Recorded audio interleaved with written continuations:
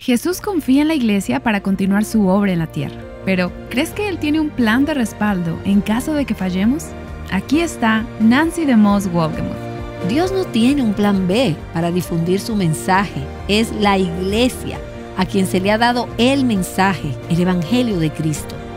No se lo dio a los ángeles para que lo proclamaran al mundo. No eligió hacerlo principalmente con vallas publicitarias. Lo hace con y a través de su pueblo y de su pueblo colectivamente. Estás escuchando Aviva Nuestros Corazones con Nancy DeMoss Wolgemuth en la voz de Patricia de Saladín. Hoy, 15 de mayo de 2024.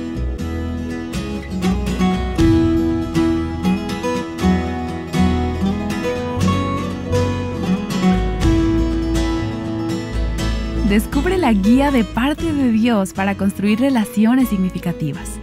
En la Biblia encontramos instrucciones claras sobre cómo tratar a los demás, quienes, al igual que tú, son portadores de la imagen de Dios.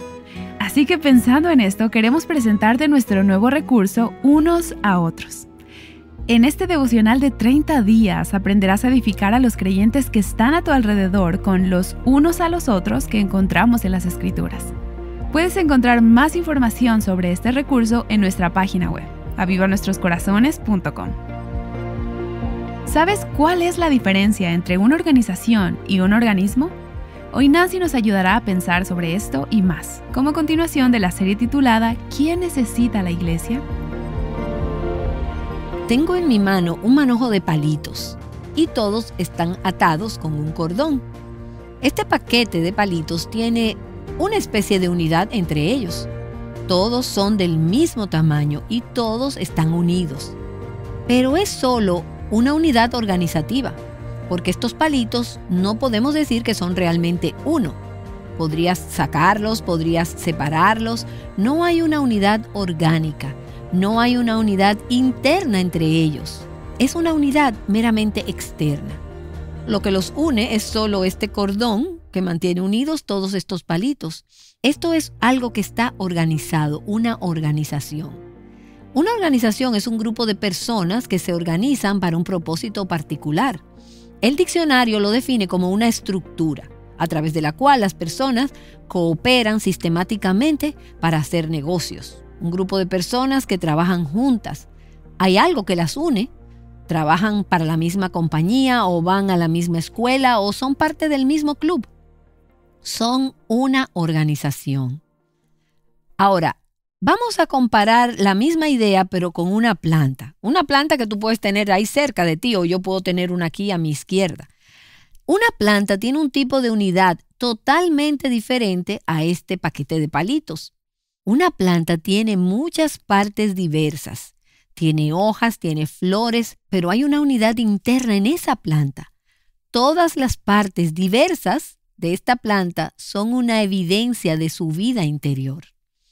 Es una planta y las diferentes partes de la planta surgen de esa vida interna. La planta no es una organización, la planta es un organismo. Es una unidad orgánica, no una unidad organizacional.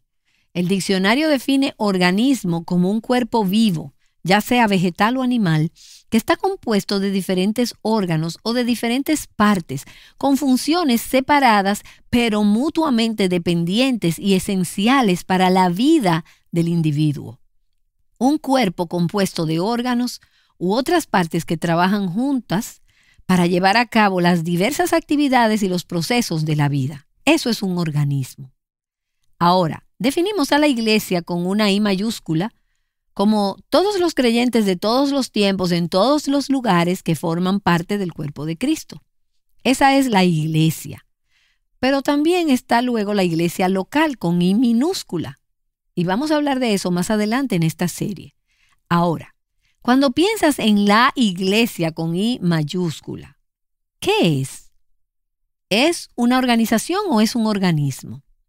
Ahora, algunas personas piensan que la iglesia es una organización, es un grupo de personas que se unen al mismo club, por así decir. Todos dan sus cuotas al mismo club, están unidos juntos porque tienen el mismo nombre de su iglesia. Así hay personas que piensan de la iglesia como una organización. Pero al mirar la Escritura y ver la iglesia con I mayúscula, podemos decir que no es una organización de individuos y partes independientes que no tienen una conexión orgánica real entre sí. En cambio, podemos decir que es un organismo, porque está viva, se mantiene unida. Todas las partes se mantienen unidas porque están conectadas a una fuente vital y central de vida. La iglesia con I mayúscula está compuesta por todos los creyentes que están en unión con Cristo y por lo tanto unidos entre sí. Es un organismo vivo. Hay una relación dinámica, creciente entre los miembros del cuerpo de Cristo. Y al pensar en la iglesia debemos recordar que hay unidad por medio de Cristo. Para los creyentes del Antiguo Testamento era un misterio que no entendían. Pero en el Nuevo Testamento es un misterio revelado, dijo Pablo. El hecho de que un día Dios reuniría a personas muy diversas, judíos y gentiles, esclavos y libres, hombres y mujeres, y que haría que todos ellos formaran parte de un cuerpo orgánico. No solo atándolos como si fueran palitos unidos en un paquete, sino convirtiéndolos en una nueva persona. El cuerpo de Cristo, el templo de Dios, la novia de Cristo. La iglesia no conoce distinciones raciales, ni de edad, ni socioeconómicas, ni culturales. Y no es algo increíble que puedas ir a la iglesia y estar con el pueblo de Dios y darte cuenta de que te puedes relacionar, de que puedes estar conectada con personas que son tan diferentes a ti, que si no fuera por tu relación con Cristo, no tendrías nada en común con esas personas. Pero tienen todo en común porque están en Cristo. Están unidas las unas con las otras. Cada metáfora bíblica para la iglesia enfatiza sin excepción su unidad. Una novia con un esposo, un rebaño con un pastor. Y el pastor John MacArthur señala esto en su libro, La dinámica del cuerpo. Él dice que hay ramas en una vid, un reino con un rey, una familia con un padre, un edificio con un fundamento, con una base, un cuerpo con una cabeza. Y él dice que cada una de estas ilustraciones involucra a un grupo de personas relacionadas con el mismo líder perfecto, Jesucristo. Hay una unidad que tenemos en Cristo. Entonces, es necesario que recordemos lo que pensamos acerca de la iglesia. Necesitamos recordar la centralidad de Cristo. Él no solo es la fuente de nuestra unidad, sino que Él es central, Él es fundamental para la iglesia. Tengo un amigo que es pastor, que recientemente predicó una serie de mensajes a su congregación sobre la iglesia. Y él me envió sus notas y me llamó la atención un párrafo donde él decía, si sacas a Cristo de la escena y divorcias cualquiera de estas metáforas de la iglesia de su contraparte, la metáfora deja de funcionar, porque un cuerpo sin cabeza no está vivo. Ya no es un cuerpo, es solo un cadáver. Un edificio sin cimientos no se sostiene, no puede sostenerse, es solo un montón de escombros. Y sigue diciendo, cualquier organización sin Cristo no es la iglesia. Entonces nota el derecho de propiedad de Cristo sobre su iglesia. La iglesia es su cuerpo, es su iglesia. No es a mi iglesia a la que voy, ni a tu iglesia. Es a la iglesia de Cristo. Él es el dueño. Él la compró con su sangre. La iglesia le pertenece a Él. Y entonces nota también el señorío de Cristo sobre su iglesia. La centralidad de Cristo, la propiedad de Cristo, el señorío de Cristo. Él es la cabeza. Él está a cargo. Él es el jefe. Él es el Señor soberano de su iglesia. Y eso significa que la iglesia debe estar sometida a Cristo, su cabeza. Y me conmueve pensar en la presencia de Cristo en la iglesia. Alguien me dijo recientemente, ¿hay alguna iglesia donde Dios realmente esté allí? ¿Donde está la presencia de Dios? Ahora, yo sé a qué se refería. Lo que ella quiso decir es que a veces estamos tan ocupados con nuestros programas, nuestros servicios y simplemente haciendo todas las cosas que debemos hacer, que estamos ajenos a la presencia de Dios y no sentimos la presencia de Dios. Pero el hecho es que ya sea que la sintamos o no, Cristo está presente en su iglesia. Y me encanta la imagen que aparece en los capítulos 1 y 2 de Apocalipsis, porque es una visión de Cristo que fue dada al apóstol Juan. ¿Y qué está haciendo Cristo en esa visión? Él está de pie en medio de 7 candelabros de oro, de 7 candeleros de oro, y está sosteniendo 7 estrellas en su mano derecha. Y te preguntarás, ¿y qué significa eso? Bueno, ese ángel le explica a Juan el significado de esta visión. Y él dice que los candelabros son las 7 iglesias locales a las que se escriben estas cartas. 7 iglesias locales. ¿Y qué está haciendo Jesús? Él está de pie en medio de esas 7 iglesias locales. Él está ahí. Y las estrellas son los pastores. Y Cristo las sostiene en su mano derecha. Y en Apocalipsis capítulo 2, versículo 1, la Escritura dice: escribe al ángel de la iglesia en Éfeso, el que tiene las 7 estrellas en su diestra, el que anda en medio de los 7 candeleros de oro, dice esto. El que camina en medio de la iglesia. A veces olvidamos que Él está ahí. A veces ignoramos que Él está ahí. Y a veces rechazamos su presencia. No obstante, Él está presente. Y algunas de esas iglesias de las que se habla en el libro de Apocalipsis, algunas de esas iglesias locales, fueron lamentablemente un desastre. Algunas de ellas tenían problemas importantes con los que lidiar, pero Jesús estaba allí caminando en medio de ellas. Él estaba mirando, estaba supervisando, animando, reprendiendo, corrigiendo, instruyendo, suplicando. ¿Y cómo comienza cada una de estas cartas a las iglesias locales en este libro de Apocalipsis? Dice: yo conozco tus obras. ¿Y cómo Él sabe? ¿Cómo Él las conoce? Porque Él está ahí y Él ve. Así que cuando te reúnes con el pueblo de Dios, como el pueblo de Dios, el cuerpo de Cristo, para reunirse como una expresión local de su iglesia universal, Cristo está ahí. Y piensa en eso cuando vayas a la iglesia. Cristo está presente. Adoramos, cantamos, tenemos los servicios, damos nuestras ofrendas, escuchamos el mensaje. Y fuera de las 4 paredes del edificio, funcionamos como la iglesia en la presencia de Cristo, nuestro Salvador y nuestro Señor. Entonces quiero que pensemos por un momento sobre el amor de Cristo hacia su iglesia. Debemos tener el mismo concepto, no menor, de la iglesia, del que Cristo tiene de ella. No puedes amar a Cristo y no amar a su cuerpo. Así de defectuoso como es ese cuerpo, ¿cómo amó Cristo a su iglesia? Sacrificialmente, desinteresadamente, Él sirvió a su iglesia.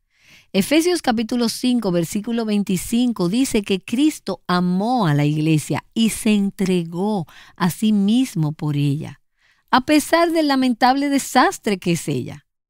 Él se ha comprometido a redimirla, a restaurarla, a hacerla una novia hermosa. Él se entregó por ella. Y la iglesia no está exenta de problemas. Tu iglesia tiene problemas. Mi iglesia tiene problemas. Otras expresiones locales de la iglesia tienen problemas. Pero sigue siendo su iglesia. Es su cuerpo. Y los cuerpos pueden lastimarse. Las familias pueden tener dolor y problemas. Los edificios tienen que ser mantenidos y reparados. Una novia no siempre se ve como cuando caminaba por el pasillo para encontrarse con su novio. Pero Jesús pensó que valía la pena dar su vida por la iglesia y lo hizo. Timothy Dwight fue nieto de Jonathan Edwards, uno de los líderes del primer gran avivamiento, del primer gran despertar en la década de los 1700. Y a finales de los 1700 y principios de los 1800, Timothy Dwight era el presidente de Yale, de la universidad, y estaba allí cuando Dios envió un avivamiento al cuerpo estudiantil de Yale y escribió un himno que es uno de mis favoritos y dice: Tu reino amo, oh Dios, tu casa de oración, y al pueblo que en Jesús halló completa redención. Tu iglesia, mi Señor, su templo y su adoración, la iglesia que guiando estás con mano paternal. Por ella mi oración, mis lágrimas, mi amor, solicitud, cuidado, afán, por ella son, Señor. Un gozo sin igual me causa en ella estar, y andando aquí su comunión anhelo disfrutar. Yo sé que durará, mi Dios, cual tu verdad, y victoriosa llegará hasta la eternidad. ¿Amas la iglesia? Jesús la ama, Él dio su vida por ella. Y quiero decirte que es una de las fuerzas motivadoras más importantes en mi vida. Por eso durante años he dicho que mi objetivo en la vida es ser una coordinadora de bodas, ayudar a la novia a prepararse para la boda. Y he visto tantos problemas en las iglesias, probablemente igual que tú los has visto. He visto mucho, he escuchado muchas cosas. Sé que somos un desastre, pero sé que Jesús ama a la iglesia y que dio su vida por ella. Por eso quiero decirte que mi meta en la vida es dar mi vida por Cristo y por su cuerpo, que es la iglesia. A pesar del ideal, que es lo que estamos hablando en esta serie, ¿quién necesita de la iglesia? A pesar del esplendor del increíble plan de Dios para la iglesia, no hay una iglesia ideal de este lado del cielo. De hecho, nuestras iglesias están llenas de fallas, errores, fracasos. Y eso se debe a que está conformada por personas como nosotras, personas como yo, personas como tú. Hoy en día, cuando hablamos sobre la iglesia, para algunas personas eso conlleva una serie de cargas. Algunas personas encuentran difícil tener buenos recuerdos sobre la iglesia. Y puedes sentir que tu iglesia es seca, que está muerta, que es decepcionante. Puede que pienses que tu iglesia ha crecido tanto que te pierdes entre la multitud de gente. O puede que estés tan ocupada sirviendo en tu iglesia que simplemente pensar en la iglesia hace que se te cierren los ojos y te estresas. Puede que hayas tenido experiencias pasadas que causan que asocies la iglesia con el dolor o el rechazo. Pero quiero animarte a que por un momento olvides cualquier experiencia negativa o dolorosa que puedas haber asociado con la iglesia. Y quiero que pensemos en lo que Dios pretende que sea la iglesia. La iglesia tiene la intención, está diseñada por Dios para ser el contexto en el cual cada parte de la vida cristiana debe ser nutrida y moldeada.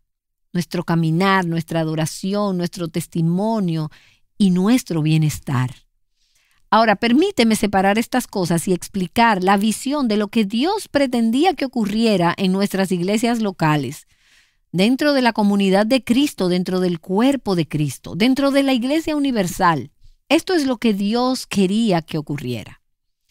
En primer lugar, nuestro caminar es el contexto de nuestro andar, de nuestro crecimiento a semejanza de Cristo. Un bebé, un niño, necesita una familia para crecer. Y si vas a crecer hasta la edad adulta, necesitas un contexto para crecer. Un bebé no puede crecer por sí solo, necesita un contexto.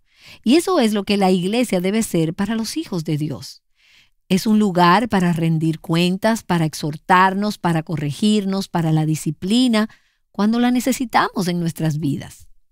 Y C.S. Lewis escribió: Cristo trabaja en nosotros de muchas maneras, pero sobre todo, trabaja en nosotros a través de otras personas. Nos necesitamos unos a otros en el cuerpo de Cristo para nuestro caminar. Y es en el contexto de la iglesia que se supone que nuestras vidas se están preparando para el cielo. preparándonos para la eternidad.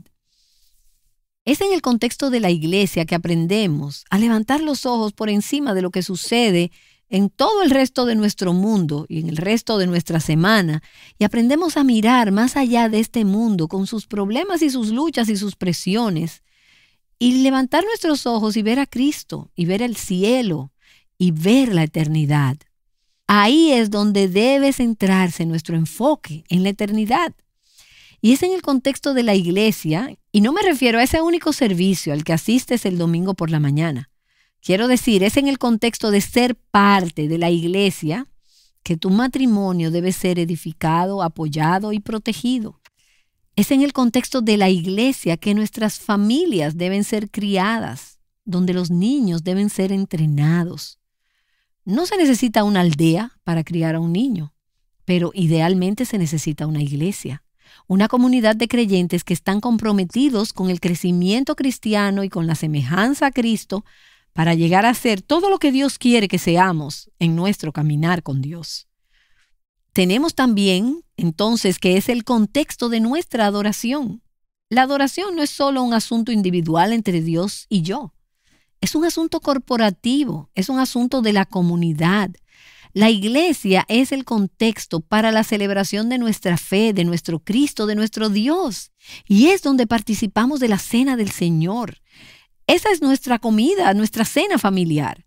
Ahí es donde celebramos juntos la muerte, la resurrección, la vida de Cristo, la intercesión de Cristo y todo lo que Él es para nosotros.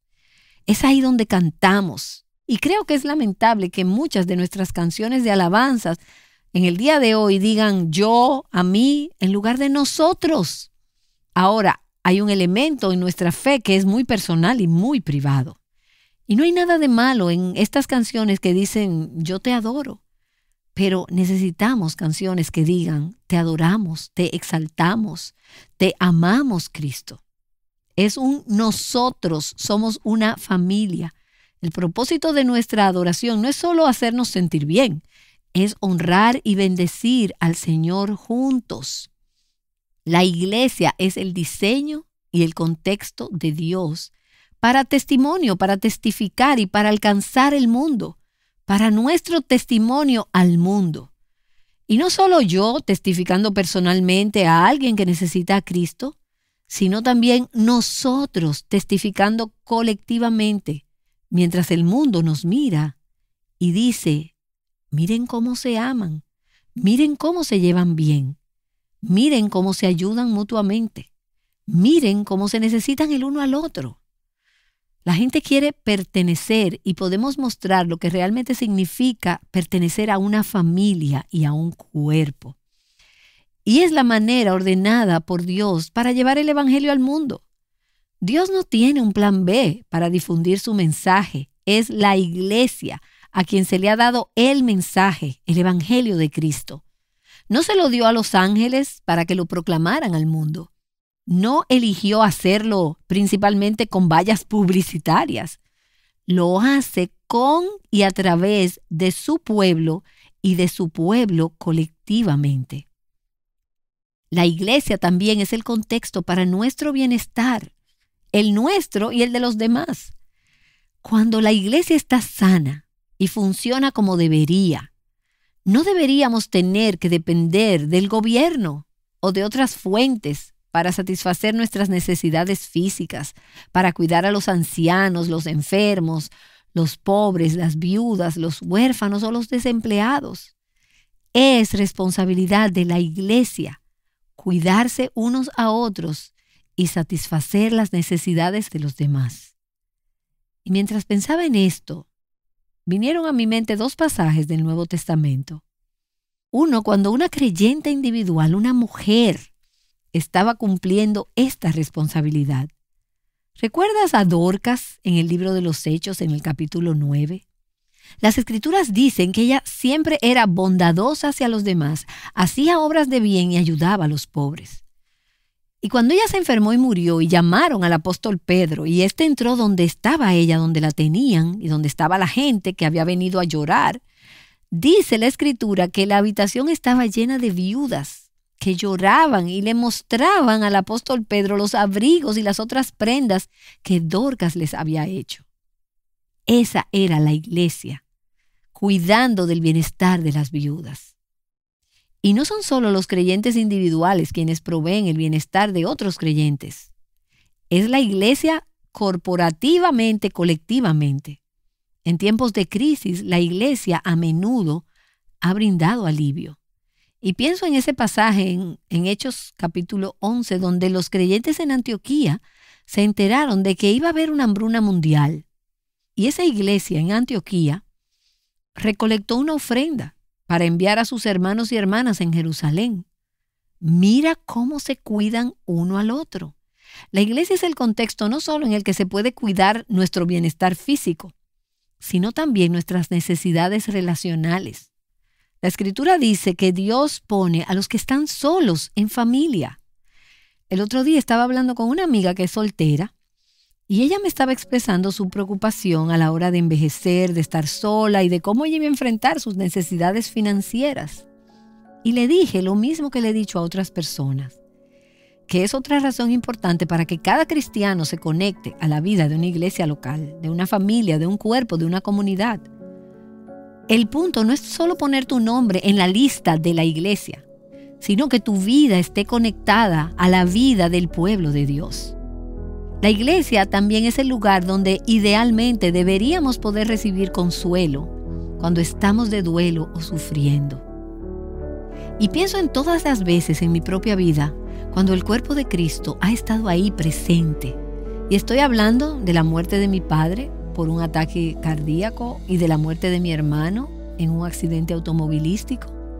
En momentos de pérdida personal, de dolor o de lucha, el pueblo de Dios ha estado ahí y ha caminado conmigo y me ha sostenido y me ha llevado en oración en momentos en que yo no podía orar por mí misma. Estaban así satisfaciendo necesidades prácticas, necesidades relacionales y reconfortando y consolando mi corazón mientras estuve de duelo. Escucha, puede ser que te guste un predicador particular en la radio o en la televisión, pero te diré algo, no estará a tu lado cuando muera tu papá. Y eso le sucedió a un amigo mío a principios de esta semana. Ese hombre en la televisión o en la radio tampoco llorará contigo cuando tu hijo se rebele. No va a estar ahí cuando tu esposo pierda su trabajo o tu casa se queme en un incendio, como le pasó a nuestra familia. Ese hombre no se quedará despierto hasta altas horas de la noche tratando de ayudar a rescatar tu matrimonio cuando lo necesites o con un hijo pródigo o una hija rebelde. Él no va a ser el que bautice a tus hijos o intente y ayude a restaurarlos cuando caigan en pecado. Necesitamos la iglesia.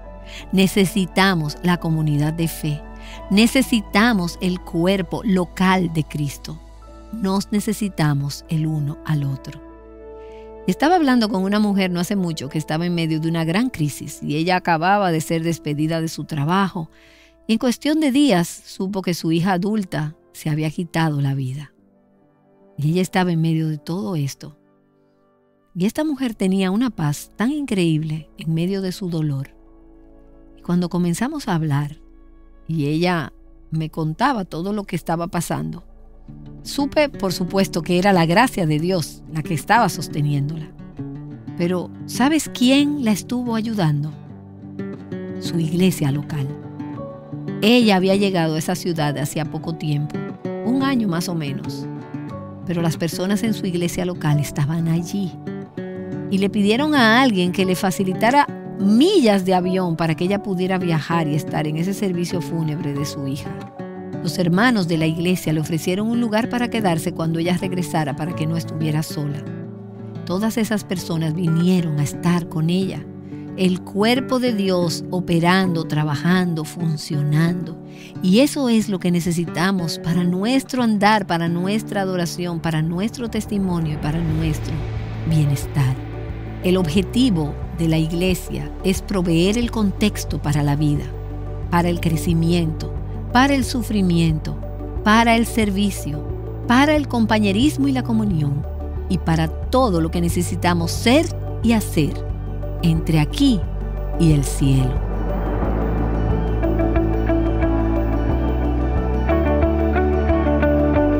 qué importante es este concepto de estar conectadas a la vida de los demás. Nancy DeMoss Wolgemuth nos ha estado hablando acerca de esto y acerca del objetivo de Dios al formar la iglesia. Y quiero preguntarte, ¿está tu vida conectada a otros creyentes? Tal vez tú eres una de las que piensan que puedes ser parte de la iglesia, con I mayúscula, sin pertenecer a una iglesia local.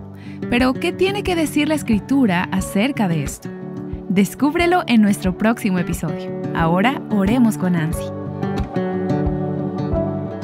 Oh Señor, amo tu iglesia, tu reino, ese lugar que estás construyendo para ti. Y cómo oro, Señor, que avives a tu iglesia, que la restaures y la conviertas en esa bella novia que algún día se te presentará en el cielo. Que podamos amar, nutrir y apreciar el cuerpo, tu cuerpo, como tú lo haces. Gracias por el regalo de la iglesia. Oro en el nombre de Jesús. Amén. Unidas en un clamor por la iglesia, Aviva Nuestros Corazones es un ministerio de alcance de Revival Hearts.